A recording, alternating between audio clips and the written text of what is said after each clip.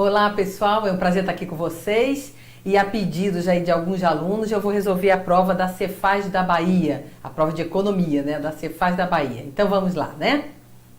Deixa eu abrir aqui. Então eu recomendo a bibliografia de Macroeconomia Esquematizado e Microeconomia Esquematizado, que da editora Saraiva, são 2 livros, cuja autora sou eu. Quem tiver interesse em adquirir um desses 2 livros, eu como sou autora, eu consigo um desconto de 50% sobre o preço cheio. Então basta entrar em contato comigo, tá aqui meu celular, manda um WhatsApp e a gente vê como é que faz isso, tá? Eu já mandei para vários alunos. Quem por acaso tiver interesse, estou à disposição, tá bom? Então vamos lá.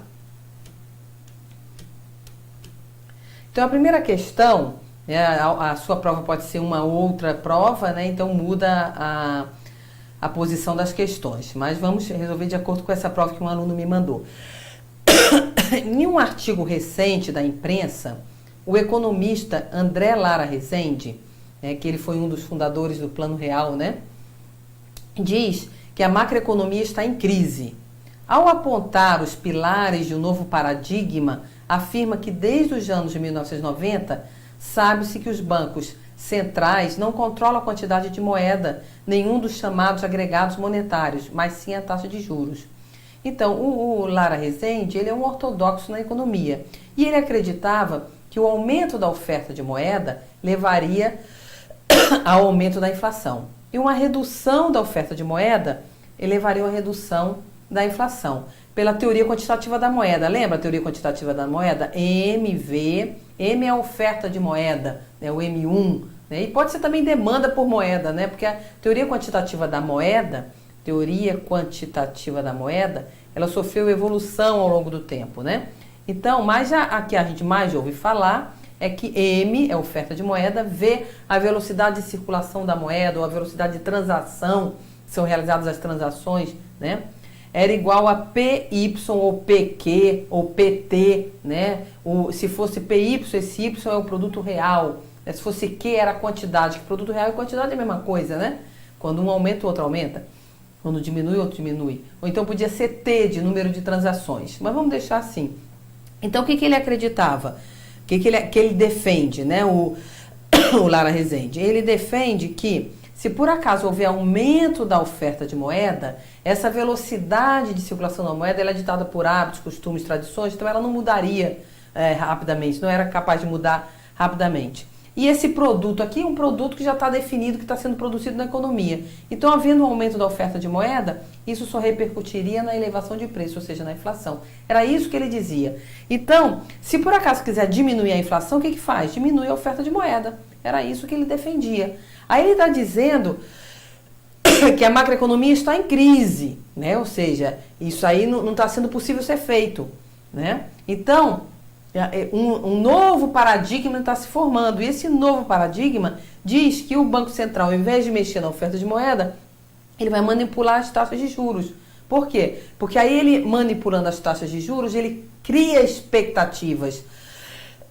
E essas expectativas podem fazer com que a taxa de juros caia, certo? Então, ele diz que está sendo formado um novo paradigma porque ele está agora falando nessas expectativas, que era uma coisa que ele não defendia, que ele é muito ortodoxo, né? Ele acreditava na oferta de moeda como mecanismo de controle da inflação, tá? Então, o principal instrumento de que dispõe o Banco Central para o controle da demanda agregada é a taxa de juros. Então, ele está falando isso, que o Banco Central então, ele vai se utilizar da taxa de juros para controlar essa demanda agregada. Se ele eleva a taxa de juros, as pessoas ficam com menos dinheiro, né? Os bancos emprestam menos, porque a taxa de juros está alta, né? Então os agentes econômicos ficam com menos moeda e isso faz com que comprem menos, diminua a demanda por bens e serviços, fazendo com que o preço do produto caia, né? Aí ele colocou essas alternativas. Deixa eu me tirar daqui, né? É correto relacionar essa afirmação à ineficácia da prática de políticas monetárias quantitativas. Então, qual é essa política monetária quantitativa? É essa da teoria quantitativa da moeda. Então, justamente porque ele achava que essa teoria quantitativa da moeda não estava mais surtindo efeito. Você alterar, mexer na oferta de moeda não estava sendo eficaz. Então, tinha que mexer na taxa de juros. Então, seria essa a alternativa, né? Eu não tenho gabarito ainda oficial, mas eu estou resolvendo aqui as questões de acordo com o que eu acho, tá? Pode ser que de repente nem seja essa a alternativa. A convicção do autor de que a inflação é resultado direto da quantidade de moeda em circulação na economia. Sim, ele defendia isso, que a inflação era resultado da quantidade de moeda, mas como ele disse aqui, olha, que está sendo criado um novo paradigma, tem que ser justamente contra o que ele defendia, certo? Então, contra o que ele defendia é justamente dizer que essa política quantitativa não surtia efeito. A ideia de que a taxa básica de juros deveria ser utilizada para todos os contratos entre os agentes econômicos. Não, isso aí não tem nada a ver, certo? Aí ele falou uma coisa que não tem nada a ver com o enunciado. Ao insucesso do modelo de metas de inflação em diferentes países. Primeiro porque o sistema de metas de inflação, ele não é um insucesso, pelo contrário, ele é um sucesso. Né? Inclusive o Brasil, ele pegou isso da Islândia, né? Então ele viu que lá estava surtindo efeito, então ele adotou no Brasil. Então é um método que surte efeito, é eficaz. Aos obstáculos à emissão de moeda pelos bancos centrais, como consequência direta do avanço das criptomoedas eletrônicas. Também ele navegou, tá, pessoal? Não tem nada a ver, tá? Então, seria a letra A, e se por acaso não for a letra A, vai ser a letra B, tá bom? Mas a meu ver é a letra A. Próximo. O sistema de contas, bem, essa questão aqui foi pura maldade, tá, pessoal? Se por acaso você não acertou essa questão, você não se preocupe, porque essa foi uma questão para o aluno errar mesmo. Sempre tem questões que porque é muito difícil você pegar o sistema de contas nacionais, vocês que são alunos, que estão estudando para concurso público, a gente foca o que sempre é pedido, o que sempre cai. A gente não vai ficar focando em detalhes. Isso aqui é um detalhe de um detalhe, pelo menos a meu ver, de um detalhe. Você precisaria ter conhecimento muito aprofundado de todas as notas metodológicas do IBGE. Então, no caso aqui, essa aqui seria a nota metodológica número 13. Se você quiser colocar na internet, você procura nota metodológica número 13 do IBGE. Vai aparecer isso daqui, sabe? Mas você não precisa se preocupar. Vou explicar aqui a resolução simplesmente porque caiu na prova. Mas não é uma coisa que eu acredite que eles tornem a pedir. E se pedir, vai ser também no mesmo intuito de a maioria dos alunos errar e quem acertar vai ser no chute ou porque realmente é um estudioso do assunto, né? Então vamos ver a letra A. Ele falou que para medir a formação bruta de capital fixo, formação bruta de capital fixa são máquinas, equipamentos, instalações, né? Então para medir essa formação bruta de capital, né? Ele colocou assim, reflete para o setor famílias as projeções da renda a partir da pesquisa de orçamentos familiares do Instituto Brasileiro de Geografia e Estatística IBGE. Não, está totalmente errado. Totalmente errado. Porque ele falou o seguinte, que para as famílias, a maior parte da demanda por formação bruta de capital fixo das famílias concentra-se em produtos da construção civil. Isso aqui eu tirei da própria nota, certo? Copiei e colei, tá? Da própria nota metodológica. Então, em produtos da construção civil, em cuja estimativa utiliza-se um vetor regionalizado de consumo familiar de produtos da construção, obtido da pesquisa de orçamentos familiares, né, do IBGE, aplicado a um vetor anualizado de renda, obtido da Pesquisa Nacional de Amostras de Domicílios. Então, não é, como ele falou aqui, da pesquisa de orçamentos familiares, e sim da PNAD, tá? A segunda fonte de estimativa da demanda por formação bruta de capital fixo desse setor baseia-se nas projeções do censo agropecuário. Então, você veja, então vai partir do censo agropecuário e da estimativa de produtos da construção civil. Então, são duas coisas que não tem nada a ver com essa projeção de renda, né? Do IBGE via índice de volume e preços, as quais cobrem os investimentos das famílias produtoras em novas culturas permanentes, matas plantadas, tratores, máquinas de equipamentos, veículos utilitários, caminhões, edificações, instalações de benfeitorias. Tá bom? Então, na medida em que há demanda, tanto para a construção civil como para a agricultura, então se utilizam essa formação bruta de capital fixo e se mede por aí. Tá? Então, a letra A estaria errada. A letra B, ele diz que considera os ativos fixos utilizados, repetida ou continuamente em processo de produção, por mais de um ano, ativos esses que são equivalentes ao total de ativos tangíveis. Aqui ele errou, principalmente aqui, porque ele falou em ativos apenas tangíveis. E os ativos fixos, eles também compõem ativos intangíveis. Mas vamos ver o que tem dizendo na nota metodológica. Então, segundo o Sistema de Contas Nacionais aqui de 2008, a formação bruta de capital fixo é mensurada pelo valor total de aquisições líquidas de cessões de ativos fixos. Então, ele está dizendo que mede a formação bruta através dos ativos fixos pelo produtor, mais certas despesas especificadas em serviços que adicionam valor aos ativos não produzidos durante o exercício. Em outras palavras, a formação bruta de capital fixo é mensurada pelo valor total dos ativos fixos adquiridos ou de produção própria, menos baixas em ativos fixos de produtores, certo? Então, a formação bruta, ele está dizendo aqui que a formação bruta de capital fixo vai ser medida através dos ativos fixos, certo? Adquiridos menos o que foram vendidos, foram desfeitos. Os ativos fixos, agora que vem aqui a questão, os ativos fixos são definidos como ativos produzidos que são utilizados repetidamente ou continuamente em processo de produção por mais de um ano. Até aí estava certinha a questão. Tais ativos compreendem tanto os ativos tangíveis como os intangíveis. Então, grandes melhoramentos em ativos produzidos, isto é, intervenções que prolongam a vida útil ou aumentam a capacidade produtiva dos mesmos, além dos custos associados às transferências de propriedade dos ativos não produzidos, como terrenos, né, que ativos não produzidos é terra, né? Os ativos intangíveis referem-se aos produtos de propriedade intelectual. Esses produtos de propriedade intelectual foram justamente considerados, entraram como formação bruta de capital fixo a partir desse novo manual do Sistema de Contas Nacionais, tá bom? Então, aqui o erro básico estaria aqui, certo? Tangíveis e intangíveis. Na letra C, tem no balanço patrimonial do Banco Central do Brasil a fonte do conjunto de informações necessárias para a estimativa da contribuição das empresas financeiras que representam as unidades institucionais residentes, que se dedicam principalmente a prestar serviços financeiros, né? Então, o erro está aqui, porque ele diz que está lá no balanço patrimonial do Banco Central do Brasil. Vamos ver, das empresas financeiras, tá? Então, vamos ver. A principal fonte para a estimativa da formação bruta de capital fixo das empresas financeiras, que as empresas financeiras são unidades institucionais, né? Então, a gente sabe que as unidades institucionais são empresas financeiras, as não financeiras, né? As famílias, o governo central e etc. Residentes que se dedicam principalmente a prestar serviços financeiros. Já está explicando o que são empresas financeiras. São aquelas que prestam serviços financeiros. É o plano, então tá aqui, olha, a principal fonte é o plano contábil das instituições do Sistema Financeiro Nacional, COSIF. Tá vendo? Então, tá errado que ele disse que era o balanço patrimonial do Banco Central, né? Essa fonte, como a DIPES, também disponibiliza no balanço patrimonial os estoques de ativos fixos da empresa.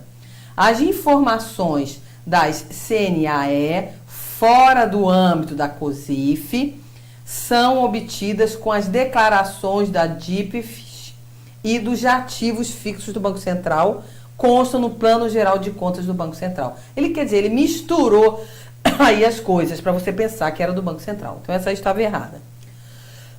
A letra D, desculpe que eu estou muito gripada, por isso que eu estou tossindo, tá? Deixa eu beber água aqui. Depois já apura a ampliação da capacidade produtiva da economia por meio de indicadores do fortalecimento do poder de consumo. Ele está dizendo que aqui vai apurar a capacidade produtiva pelo aumento do poder de consumo, certo? Aí está errado. Ele diz que a formação bruta de capital fixo é a operação do Sistema de Contas Nacionais que registra a ampliação da capacidade produtiva futura de uma economia por meio... Então, como é que eu vejo?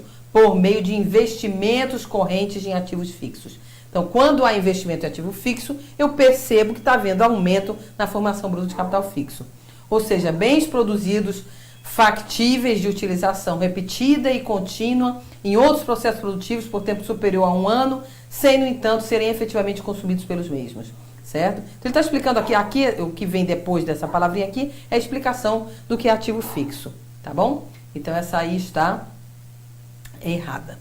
Vamos lá, letra E. Agora é que está certa, que ele diz, se baseia para o setor governo geral no levantamento das despesas de investimento informada nos planos de conta dos balanços orçamentários dos diferentes níveis de governo, sendo que para os governos estaduais, uma fonte utilizada é a execução orçamentária dos estados.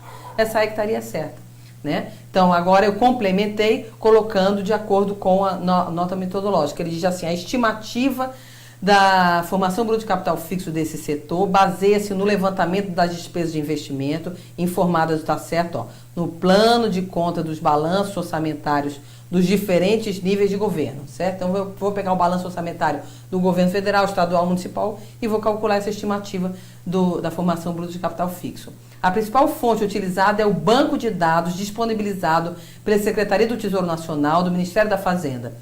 Para o governo federal, o Balanço Geral da União e o Sistema Integrado de Administração Financeira, CIAF, né? E para os governos estaduais e a execução orçamentária dos estados e para os governos municipais, o FINBRA, Finanças do Brasil. Vocês estão vendo que é uma questão, pessoal, sinceramente, eu acho que é uma questão que ninguém merecia que caísse. Tanta coisa para perguntar, né? Quando eu dei aula sobre esse assunto, tanto que é para a gente pegar a conta de produção, a conta de geração de renda, a conta de alocação de renda, a conta de uso da renda, aquilo que habitualmente eles perguntam.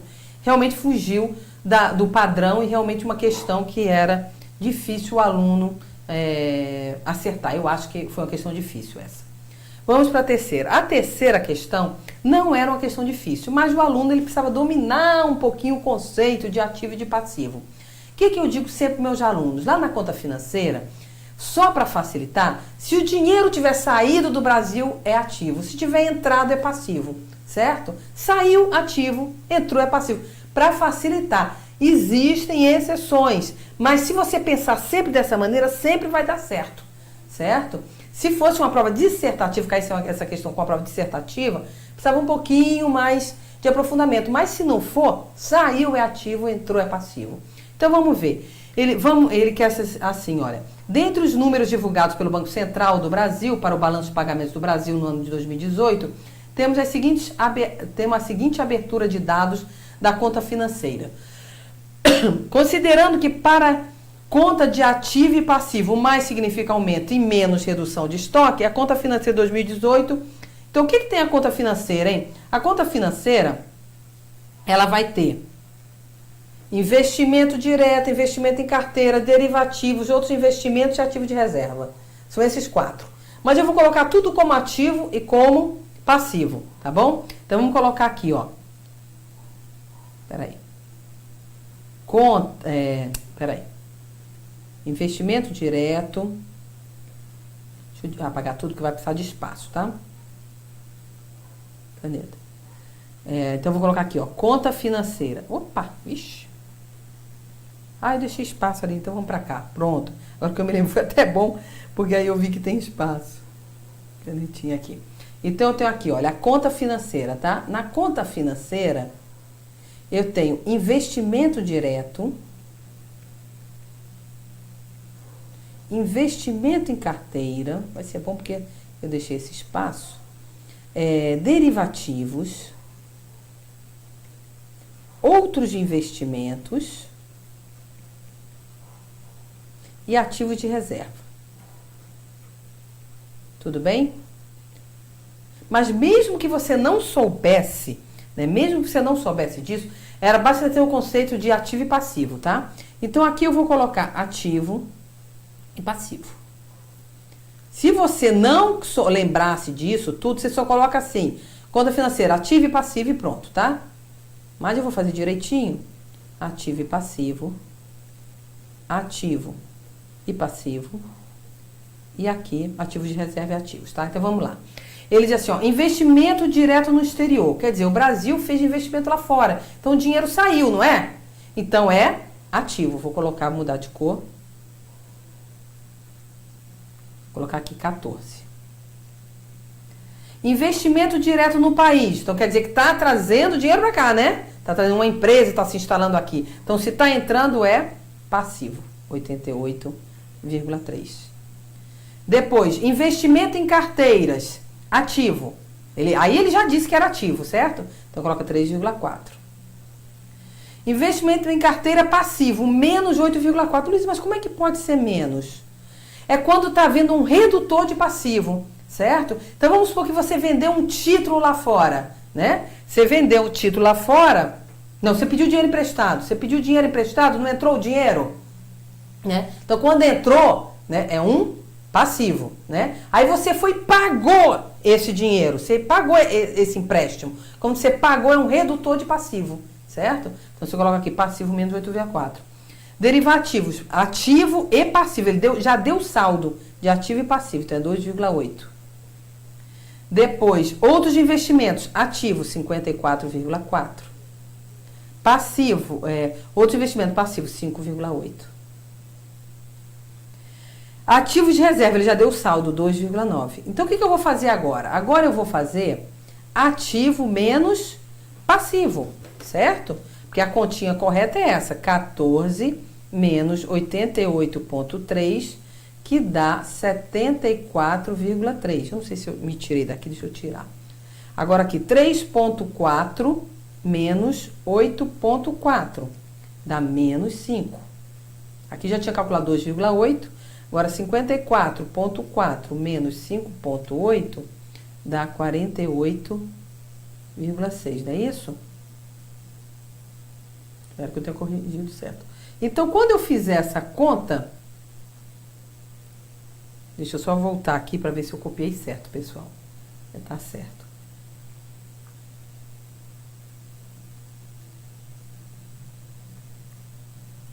Aqui é negativo, peraí, aqui é negativo.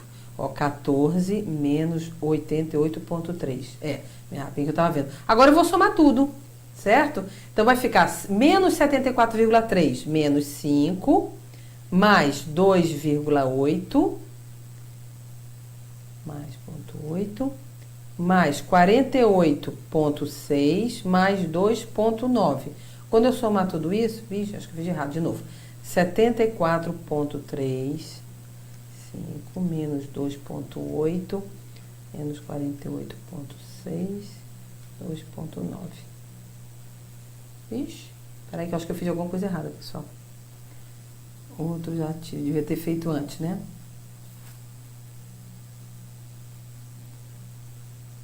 Vamos ver aqui. 74,3.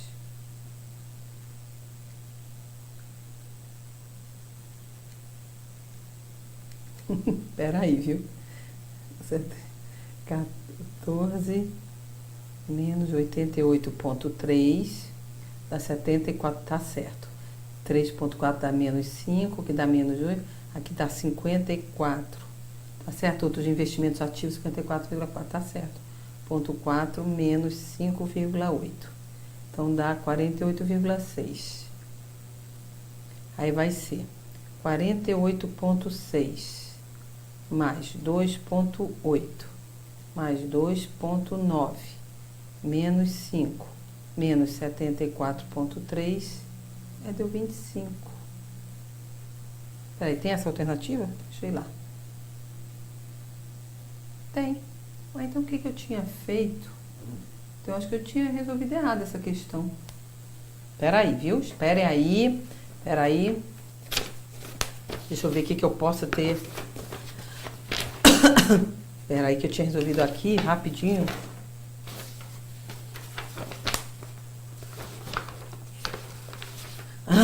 Aqui. Deixa eu ver. Dá 14 menos 83, mais 3,4. Ah, não, pessoal. Agora que eu vi. Porque é 3,4 menos 8,4.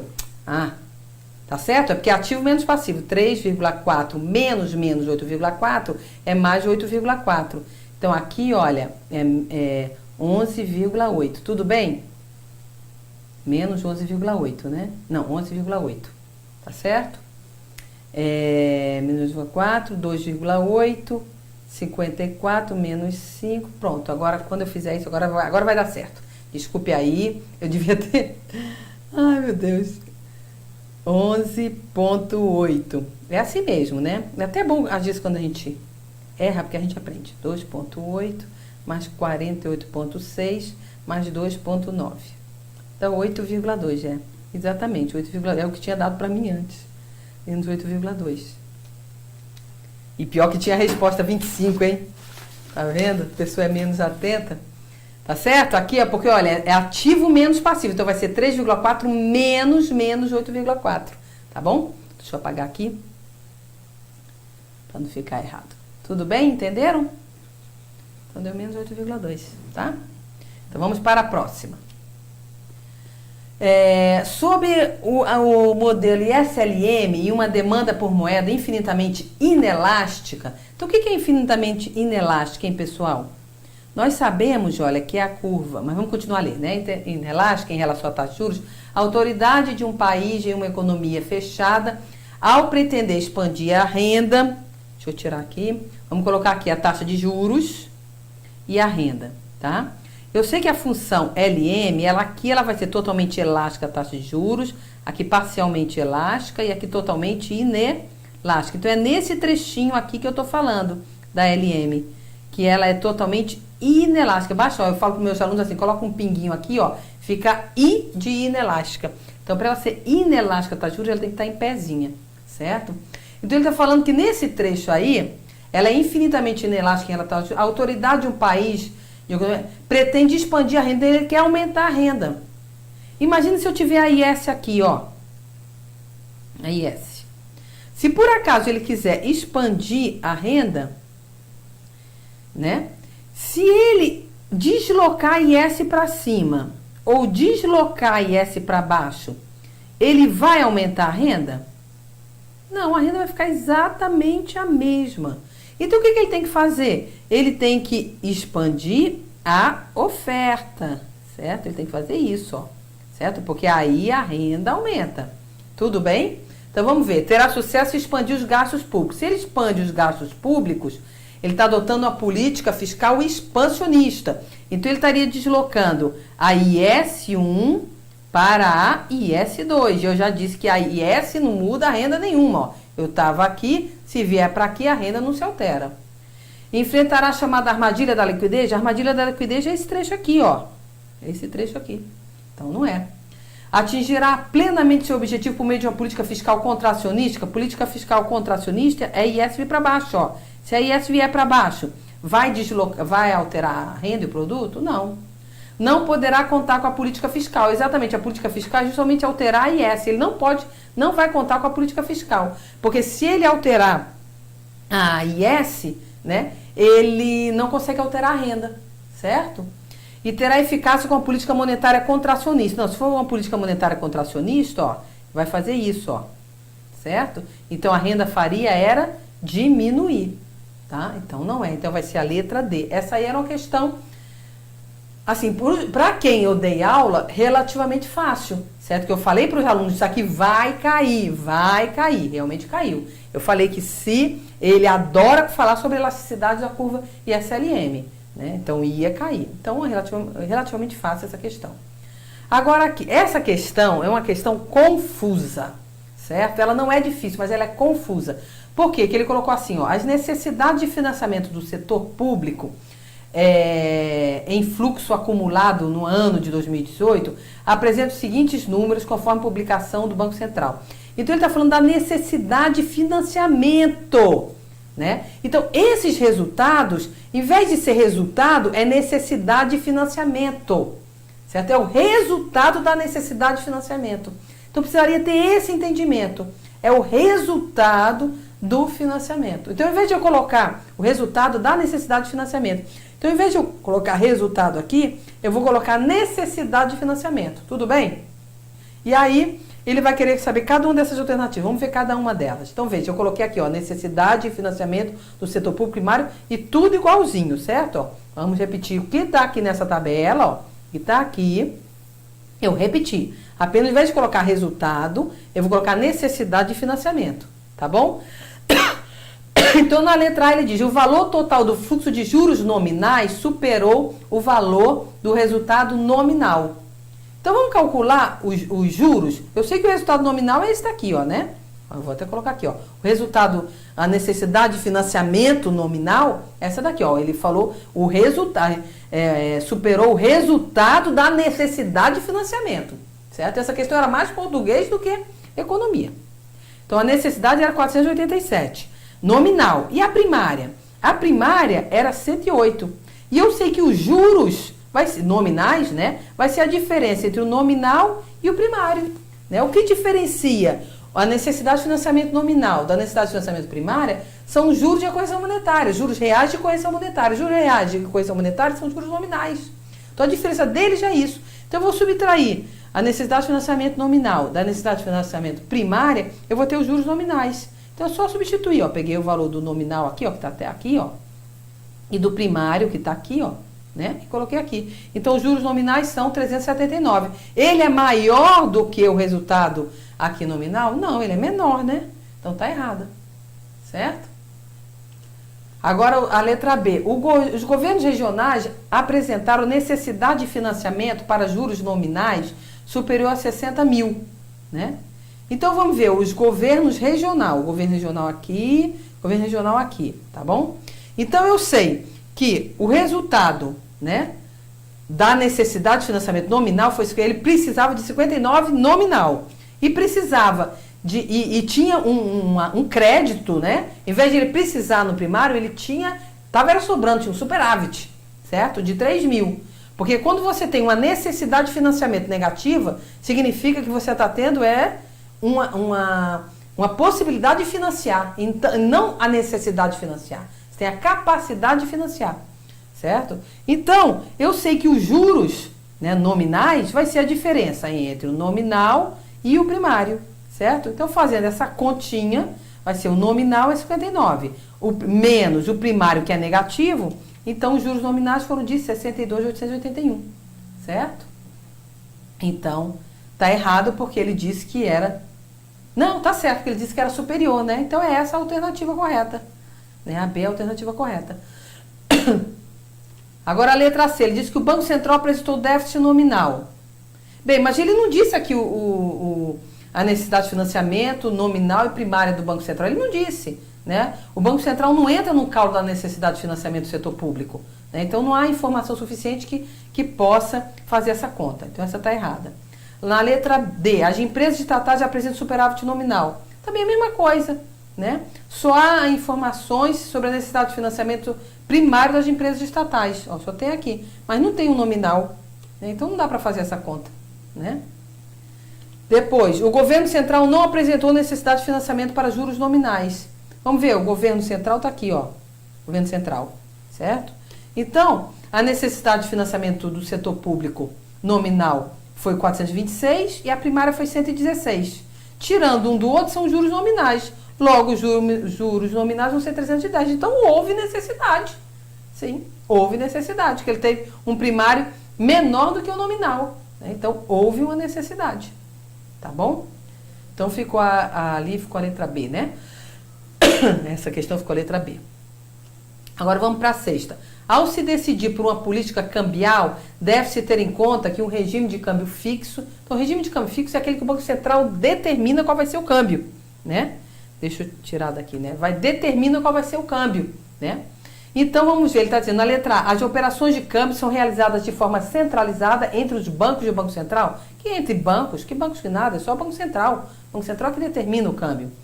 As reservas internacionais tornam-se irrelevantes? Lógico que não, totalmente necessárias, porque quando ele fixa o câmbio, né, no caso de haver uma fuga de moeda estrangeira, fuga de dólares, o Bacen tem que vender dólar no mercado para segurar o câmbio. E no caso de haver uma entrada muito grande de dólares, o Bacen tem que comprar esse excesso de dólares para segurar o câmbio. Né? Então, se houver uma fuga de dólares, ele tem que vender, mas para ele vender ele tem que ter. Então, é assim, extremamente relevante a necessidade de ter reservas internacionais. Letra C. A adoção do Crowning Peg contribui para a manutenção do câmbio real. Bem, eu assinalaria essa, certo? O que acontece? O que é o Crowning Peg? O Crowning Peg é quando o governo ele ajusta a taxa de câmbio nominal, né, de acordo com algum fator relevante. Pode ser inflação interna, pode ser inflação externa, pode ser qualquer coisa. Então, ele ajusta o câmbio real, né, ou ele ajusta o câmbio nominal para que o câmbio real fique constante, certo? Então, essa aí estaria correta. Letra D. A responsabilidade pela manutenção da taxa de câmbio recai sobre os agentes econômicos privados. Lógico que não, né? A responsável pela manutenção é do Banco Central. Os preços internacionais se tornam relevantes fator de transmissão para a inflação interna. Bem, essa você poderia ter assinalado também, fica um pouco a dúvida, né? Mas por que eu preferi a letra C? Que ele falou assim, os preços internacionais, realmente, se eles se elevam, os preços internacionais se elevam, tem como o governo alterar sua taxa de câmbio nominal para manter a taxa de câmbio real inalterada.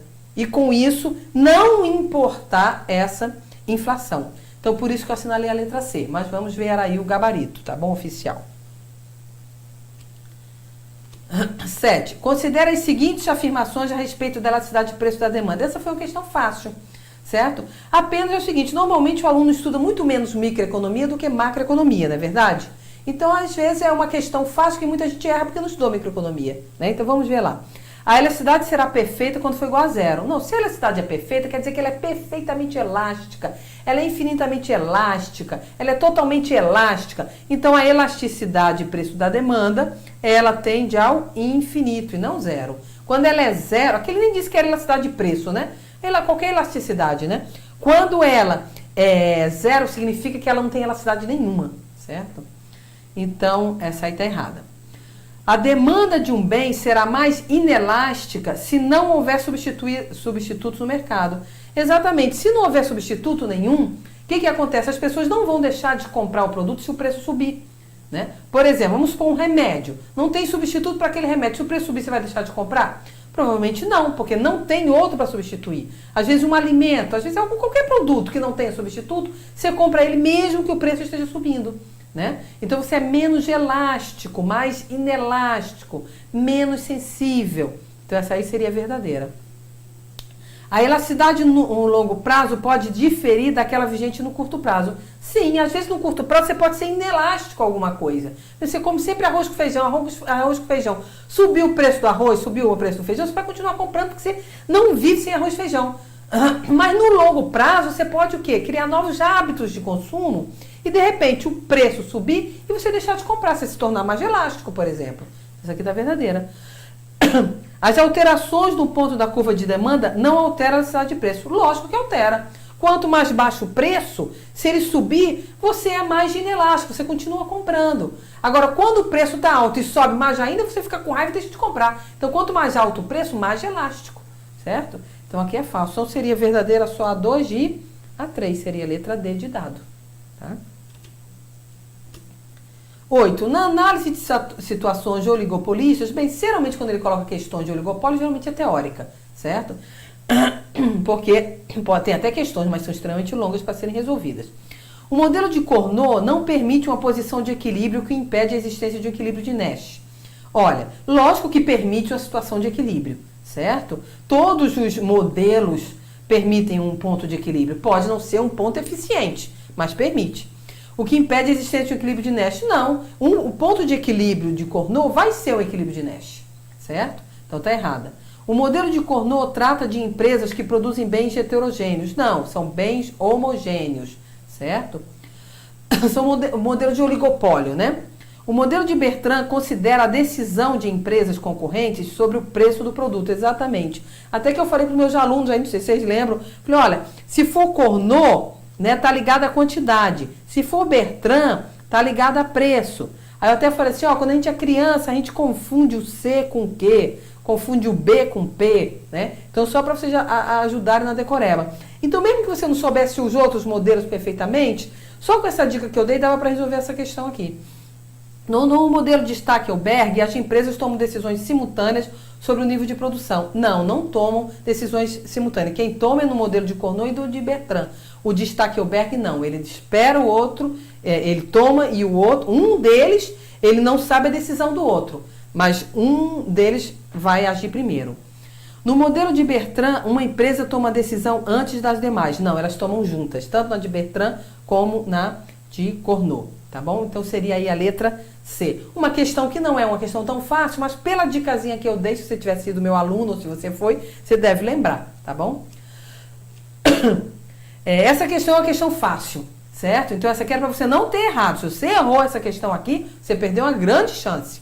Considere um programa de combate ao Aedes aegypti em uma determinada região, com base nos conceitos de bens públicos e privados desse programa. Bem, o combate ao mosquito, né, Aedes aegypti, ele é um programa do governo, né, que ele combate esse mosquito, né, mas que ele não consegue excluir ninguém, porque quando ele está combatendo o mosquito, né, você, o governo não consegue, por exemplo, excluir uma parcela. Não, vocês que não pagaram imposto de renda, vocês não vão poder ser beneficiados com esse combate. Não, porque o mosquito vai ser morto de qualquer jeito, não é verdade? Então ele não exclui ninguém. E o fato de alguém estar sendo beneficiada com o combate, né, não diminui nem impede que outro seja. Então ele também é não rival. Então são bens não exclusivos e não rivais. Então seria a letra A. Se beneficia da condição de não haver efeito carona. Não existe efeito carona. Todo bem público tem efeito carona. Por quê? Porque como ele não tem preço, muitas pessoas falam que não se utilizam daquele bem público ou não precisam daquele bem público, né? Mas na realidade elas utilizam, né? E elas falam que não se utilizam para não ter que pagar por isso, né? Então elas são os famosos caronas. Tem característica de um bem rival? Não, é bem não rival.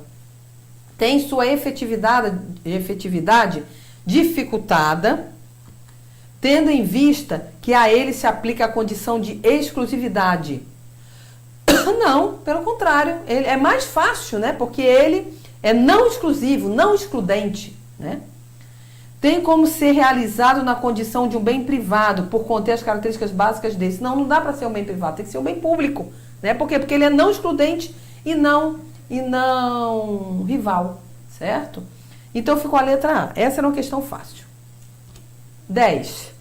Um exemplo de problema ambiental é o resultado do lançamento de poluentes nos rios. Embora a mensuração do problema apresente desafios, segundo a teoria microeconômica, então tá lá, poluindo o rio, né?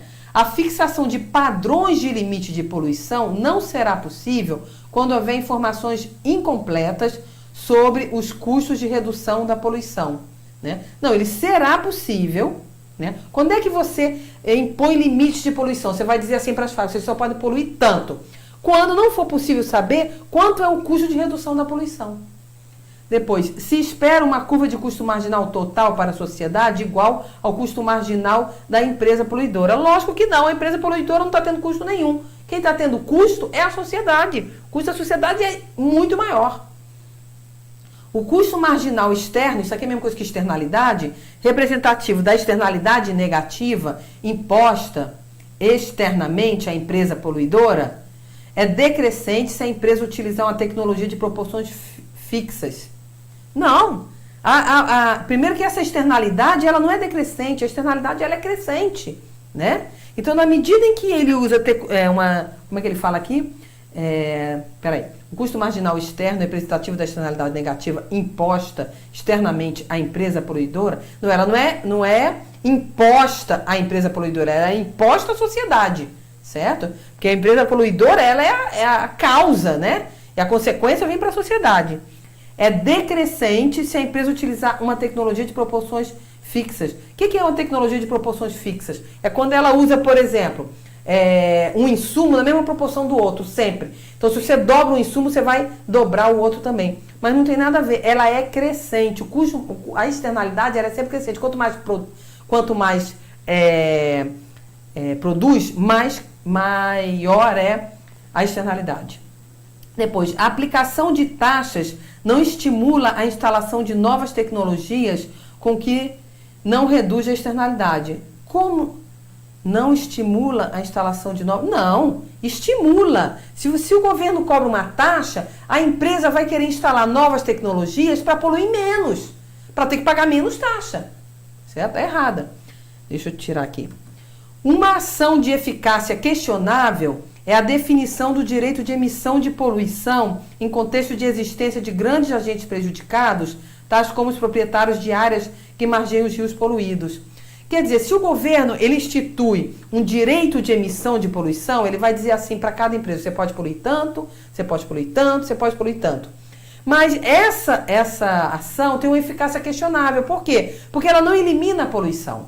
Se ela não elimina a poluição, vai gerar prejuízo. Aí ele está dizendo aqui, aos proprietários das áreas. Então, é essa daqui.